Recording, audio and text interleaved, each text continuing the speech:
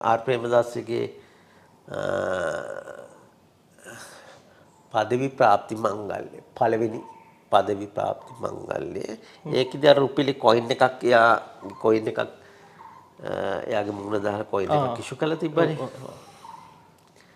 ඉතින් ඒ වෙලාවේ මාව ඇරිය හැකි පින්තූර ගන්න. ඉතින් නුවරට මම ඒකේ නුවරට ගිහිල්ලා මේ මං යනකොට මගේ මං කියන්නේ කොළඹින් පිටත් වෙනකොට මගේ ඔළුවේ මැවිලා තිබ්බා.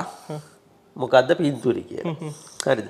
මොකද මම දැනගෙන හිටියා මෙහෙම කොයින් එකක් ගහලා තියෙන කොයින් එක ඒ වෙලාවේ සෙන්ට්‍රල් බැංක් ගවර්නර් එයාට ප්‍රදාන කරන මේක කියලා. එතකොට සාමාන්‍යයෙන් දැන්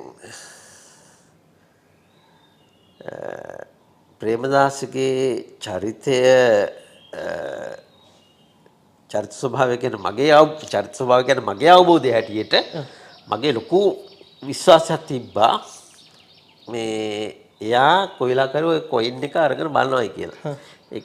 ඒක තමයි මට එකම ඉලක්කයේ කොළඹින් යනකොටම. හරිද? ඉතින් නුවර ගියා පාන්දර ගිහිල්ලා උදේ උත්සවයේ තිබ්බේ. මේ සම්ප්‍රදායික විදිහට ඉතින් කතන්දර තිබිලා ඉතින් මේ සෙන්ට්‍රල් බැංක් ගවර්නර් මේ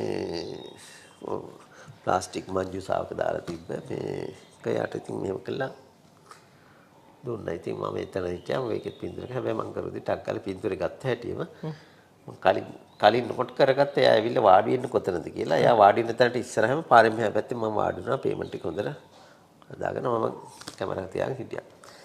අර කිව්වල ඇතන්ට ඇවිල්ලා වාඩි වුණාට පස්සේ පෙරහැරක් පටන් ගත්තා යන්න. දැන් පෙරහැර යන්නේ 8යි මටයි මැද්දෙන්. පෙරහැර යන මං මැද්දෙන් කොහොම හරි කැමරා එතකොට තිබ්බ මැනුවල් ෆෝකස් කැමරාවක් FM2 හරි F3 මොකක් කරමුද නැහැ.